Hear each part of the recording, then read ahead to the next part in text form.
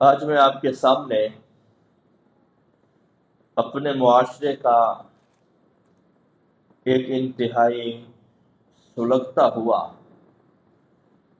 مسئلہ اور اس کا حل ذکر کرنا چاہ رہا ہوں، اور وہ ہے خودکشی کرنا، خود کو قتل کرنا۔ کشی کہتے ہیں قتل کرنا، اپنے آپ کو قتل کرنا۔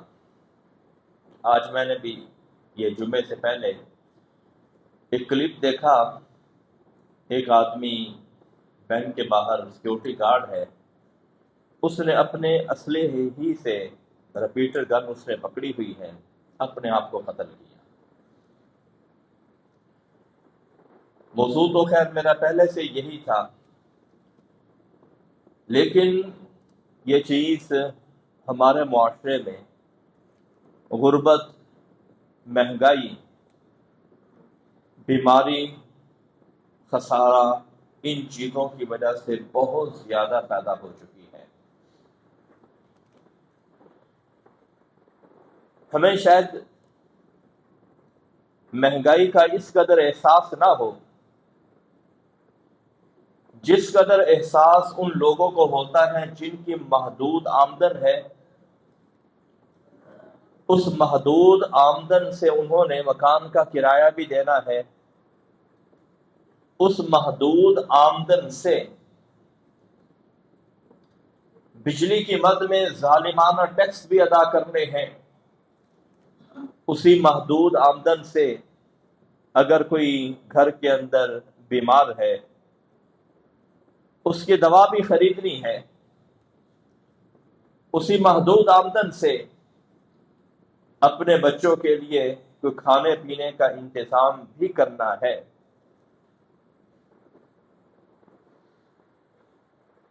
یہ چیزیں ہمارے معاشرے میں بہت عام ہو چکی، آپ دیکھتے ہیں، پڑھتے ہیں، سنتے رہتے ہیں۔ برسات کے موسم میں کمرے کی چھت گر گئی، مکان کی چھت گر گئی، یہ سارا اسی کا ایک تسلسل ہے، غربت کا، فقیری کا، ان چیزوں کا ایک تسلسل ہے جو ہمارے معاشرے میں پایا جاتا ہے۔ اور بھی اس کے اسباب ہیں، کاروباری خسارہ یا پھر محبت کی ناکامی، لیکن بنیادی سبب یہی ہے کہ باپ اپنے چھوٹے بچوں کو، خاص طور پہ جو دودھ پیتے بچے ہوتے ہیں، ان کو بلکتا ہوا دیکھ نہیں سکتا،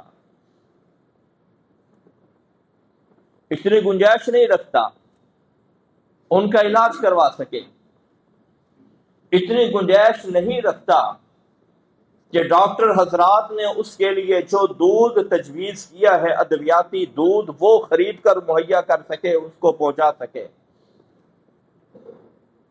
لیکن سوال یہ ہے، کیا اس کا حل خودکشی ہے؟ کیا اس کا حل یہ ہے کہ یہ اپنی بیوی کو قتل کرے، بچوں کو قتل کرے، اخیر میں اپنے آپ کو قتل کر ڈالے؟ نہیں، یہ کوئی حل نہیں، یہ سیدھا سیدھا جہنم کا رستہ ہے،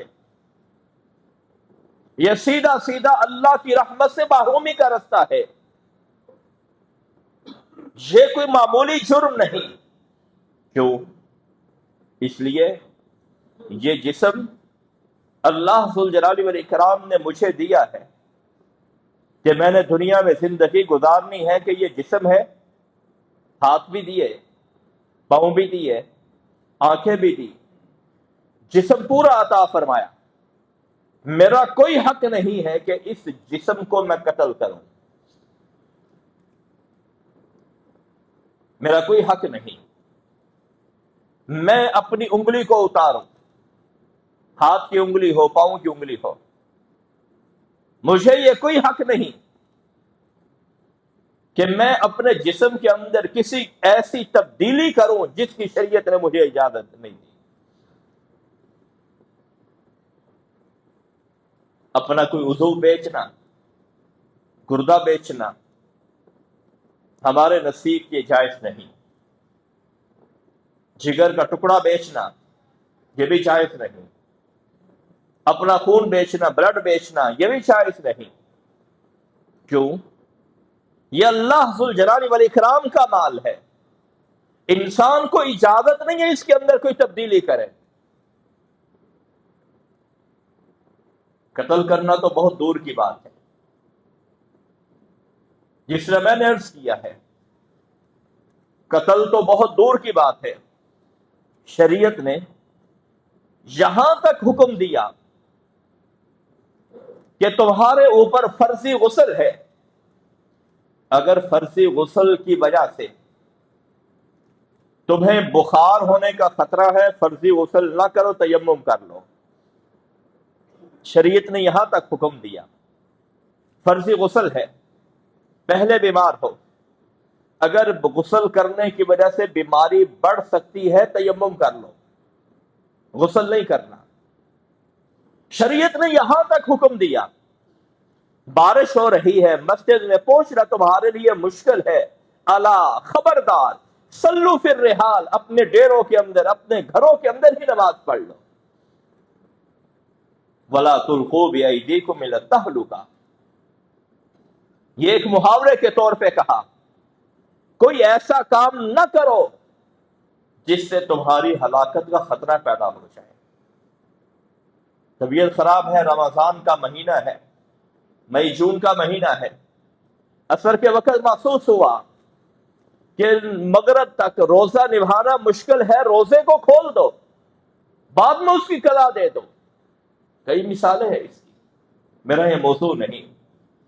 میں یہ عرض کرنا چاہتا ہوں کہ خودکشی کوئی حل نہیں ہے۔ رسول اللہ صلی اللہ علیہ وسلم نے زبردست ترین دھمکیاں دی ہیں جو انسان خودکشی کرتا ہے۔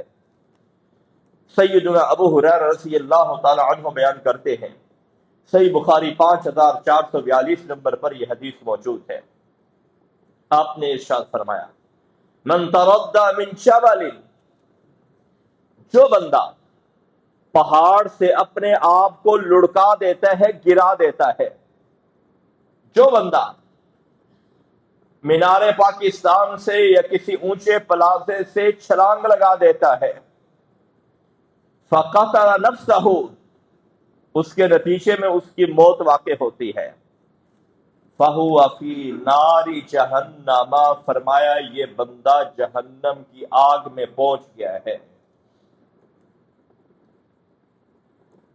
صرف پہنچا ہی نہیں، یتردى فیہ خالدا مخلدا فیہا ابدا، فرمایا اس نے چھلانگ تو مار دی، اب پچھتانے کا دورانیہ شروع ہو گیا، مگر اب فائدہ نہیں ہے، اب لوگوں کی منتیں کر رہا ہے، مجھے بچا لو، مجھے بچا لو۔ محمد رسول اللہ صلی اللہ علیہ وسلم نے فرمایا، جب اس نے اپنے آپ کو اوپر سے نیچے لڑکایا، اس لڑکانے کی جو تکلیف تھی، اللہ ذو الجلال والاکرام نے اس کی یہ تکلیف جہنم کے اندر جاری کر دی ہے، اور یہ مسلسل جاری رہے گی، مسلسل جاری رہے گی۔ خالدن مخلدن ابدا، 3 لفظ استعمال کیے ہیں، ہمیشہ ہمیشہ کے لیے اس کی یہ تکلیف جاری رہے گی۔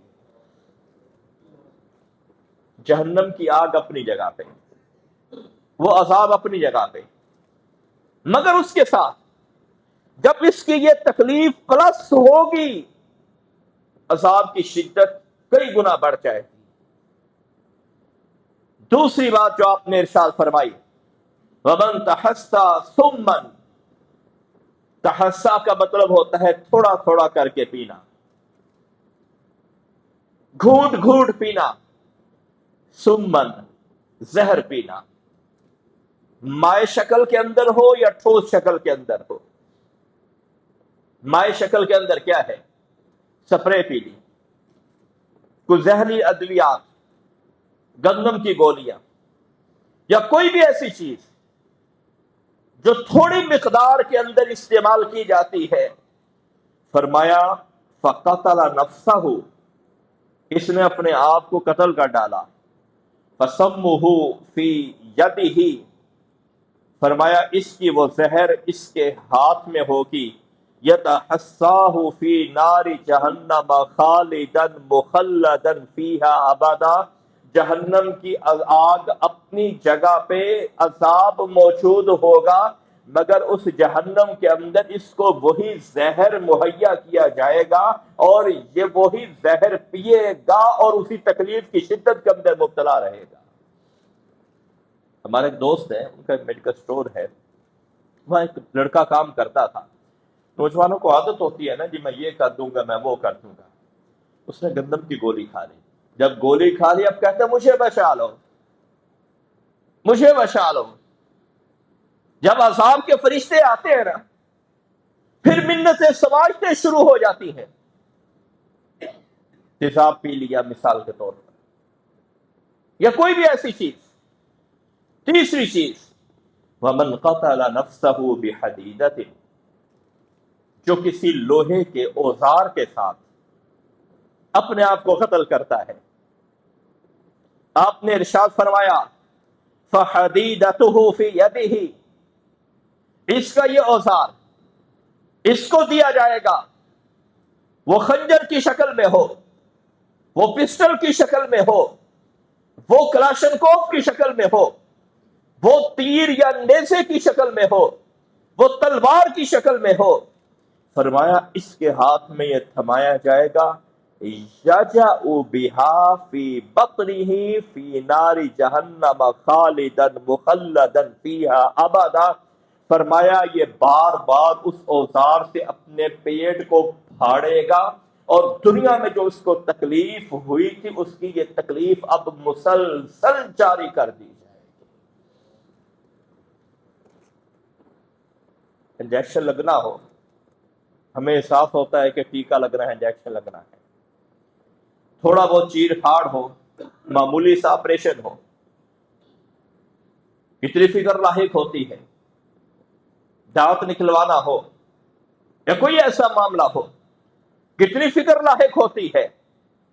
ایک طرف یہ احساس اور دوسری طرف یہ اپنے آپ کو قتل کر رہا ہے بغیر کسی چیز کے۔ فرمایا ہم اس کی اس تکلیف کو جاری کر دیں گے۔ اسی طرح جو بندہ اپنے آپ کو پٹرول چھڑک کے آگ لگاتا ہے، اس کی بھی یہی سزا۔ جو اس کو تکلیف ہوتی ہے جہنم کے اندر، اللہ ذوالجلال والاکرام خود کشی کی وجہ سے وہ تکلیف اس کے اوپر جاری کر دیتے ہیں اور ہمیشہ ہمیش اس کے ساتھ یہ ہوتا رہتا ہے۔ کیوں؟ اس کو کس نے اختیار دیا اپنے آپ کو قتل کرے؟ اس کو کس نے اختیار دیا اپنی زندگی کا اختتام کرے؟ اس کو کس نے کہا، کس نے اجازت دی اپنے چھوٹے بچوں کو قتل کرے؟ کس نے اس کو اختیار دیا اپنی بیوی کو قتل کرے؟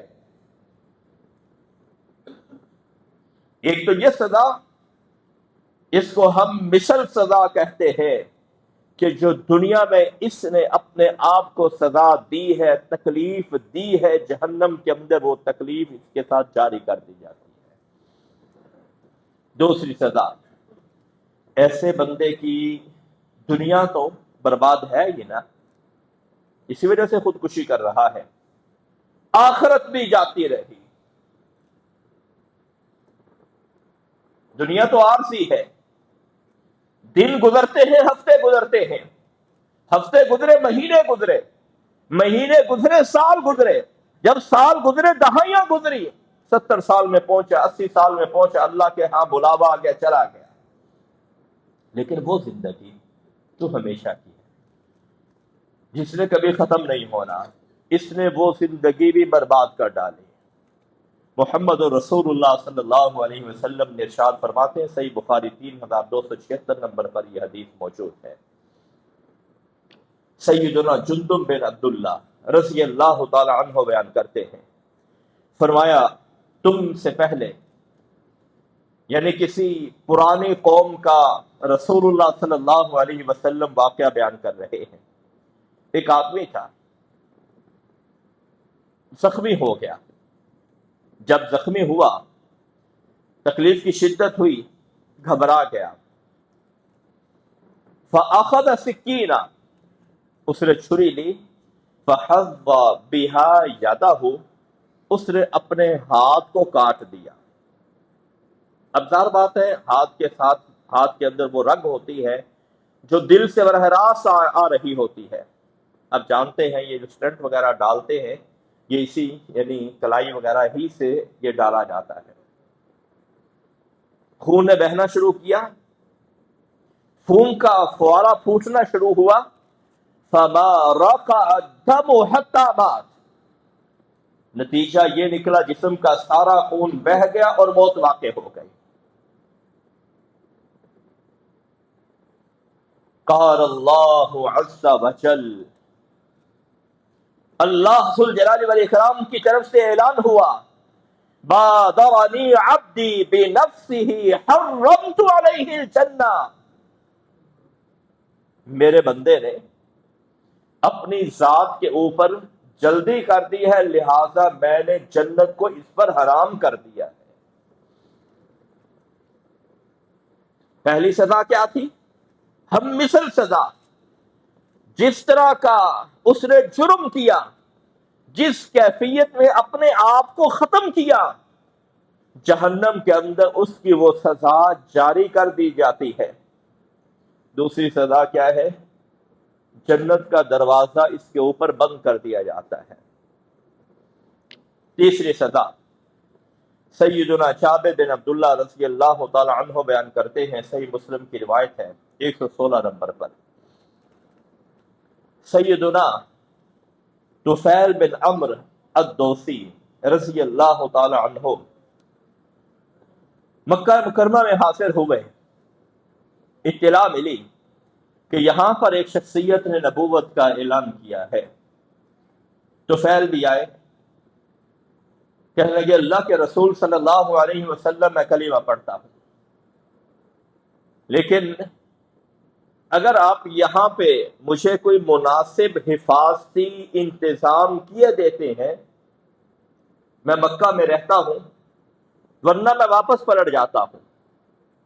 آپ نے فرمایا یہاں ہم اپنی حفاظت خود نہیں کر سکتے، جو مقامی ہے، جو قریشی ہے، اپنے خاندان سے ہم اپنے آپ کو نہیں بچا سکتے، آپ کا ہم کیسے دفاع کریں گے؟ ہمارے پاس نہ کوئی مضبوط قلعہ ہے، نہ کوئی مضبوط گھر ہے، نہ ہمارے پاس کوئی جمعیت ہے جو آپ کا دفاع کر سکے۔ آپ واپس چلیے، جب حالات سازگار ہوں آپ آ جائیے۔ طفیل رضی اللہ تعالی عنہ کہتے ہیں میں واپس چلا گیا اپنے قبیلے میں۔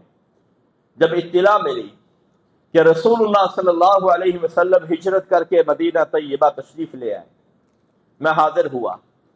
میرے ساتھ میرے قبیلے کا ایک اور بندہ بھی تھا، وہ بھی مدینے میں آیا اور مسلمان ہوا، اس نے کلمہ پڑھا۔ سوء اتفاق جب مدینے میں آیا تو مدینے کی آب و ہوا چونکہ بالکل مختلف تھی پہاڑی علاقے سے، وہ زرعی زمین ہے، وہاں پہ لوگوں کے پیٹ پھول گئے، جس کو آپ کہتے ہیں پیٹ کے اندر پانی بھر جانا۔ استقاء عربی زبان میں اس بیماری کو کہا جاتا ہے، اور اس کا سب سے بہترین علاج آج کی میڈیکل سائنس بھی تسلیم کرتی ہے، سب سے بہترین علاج جو نبوی علاج ہے، صحیح بخاری مسلم کی صحیح حدیث کے اندر موجود ہے، وہ اونٹنی کا دودھ اور اونٹنی کا پیشاب مکس کر کے ان کو پلایا جاتا ہے۔ بہترین علاج۔ اس کے علاوہ بھی ایک قبیلہ آیا جنہوں نے چرواہے کو قتل کیا، آپ صلی اللہ علیہ وسلم نے ان کا بھی یہی علاج کیا۔ دودھ تو پاک ہے ہی، جن جانوروں کا گوشت کھایا جاتا ہے ان کا پیشاب بھی پاک ہوتا ہے، کیونکہ وہ گھاس وغیرہ کا ہی پروسیجر ہوتا ہے۔ اس کا بھی یہی معاملہ بنا، پیٹ پھول گیا، پیٹ کے اندر پانی پڑ گیا، جگر متاثر ہو گیا۔ جب تکلیف کی شدت ہوئی تو اس نے اپنا ہاتھ کاٹ ڈالا۔ جب ہاتھ کاٹ ڈالا موت واقع ہو گئی۔ حضرت طفیل بن عمرو الدوسی رضی اللہ تعالی عنہ کہتے ہیں ہم نے اس کا جنازہ ادا کیا، دفنا دیا، خواب میں مجھے ملا، دیکھا اس نے بڑی خوبصورت سی چادر اوڑھ رکھی ہے اور چادر کے اندر اپنا ہاتھ چھپا رکھا ہے۔ میں نے اپنے ساتھی سے پوچھا تیرا کیا بنا؟ اللہ ذوالجلال والاکرام نے تیرا کیا شروع کیا؟ وہ کہنے لگا کہ اللہ ذوالجلال والاکرام نے جو میں نے خودکشی کی تھی میرے اس گناہ کو اس لیے معاف کر دیا کہ میں نے رسول اقدس صلی اللہ علیہ وسلم کے لیے، اپنے دین کے لیے اپنے گھر بار کو چھوڑا، اپنے وطن کو چھوڑا، بیوی بچوں کو چھوڑا، میں نے ہجرت کی، اس ہجرت کی وجہ سے اللہ ذوالجلال والاکرام نے میری خودکشی کا گناہ معاف کیا ہے۔ اب ذرا غور کیجیے، کہاں پہ اتنا عظیم ترین عمل اور لیبل کہاں پہ ہو رہا ہے؟ جو تو نے خودکشی کی ہے، اس ہجرت کا ہم تمہیں ثواب نہیں دیتے، لیکن جو تو گناہ کر کے آیا ہے ہم اس ہجرت کو اس خودکشی کے گناہ کے پلڑے میں رکھ کر لیبل کر دیتے ہیں۔ جب لیبل کر دیا، اللہ ذوالجلال والاکرام نے اپنی رحمت سے ان کو جنت کے اندر بھیج دیا۔ کہنے لگا کہ طفیل اس وقت میں جنت میں ہوں، ہجرت کی وجہ سے، اسلام قبول کرنے کی وجہ سے اللہ ذوالجلال والاکرام نے مجھے جنت تو دے دی ہے۔ طفیل کہنے لگا یہ کیا معاملہ ہے، آپ نے اپنا ہاتھ چھپا کے رکھا ہے؟ اللہ اکبر۔ کہنے لگے اللہ ذوالجلال والاکرام نے ارشاد فرمایا لن نصلح ما افسدت، اے جنتی انسان یہ ہاتھ تو نے کاٹا ہے۔ لن نصلح یہ نفی تاکید کا صیغہ ہے، اس ہاتھ کو ہم ہرگز صحیح نہیں کریں گے کیونکہ یہ تو نے کاٹا ہے۔ آپ اندازہ کیجیے یہ جسم میں تبدیلی کا کتنا بڑا نقصان ہے۔ ہجرت کی وجہ سے، رسول اقدس کی صحبت کی وجہ سے جنت کے اندر تو چلا گیا، مگر اللہ ذوالجلال والاکرام نے فرمایا جس ہاتھ کو تو دنیا میں کاٹ کے آیا ہے اب جنت کے اندر رہے گا، یہ کٹا ہوا ہاتھ تیرے ساتھ رہے گا۔ سبب کیا ہے؟ لم نصلح ما افسدت، یہ ہاتھ تو نے خود کاٹا ہے۔ تو فعل اس لیے میں نے اس ہاتھ کو چھپا رکھا۔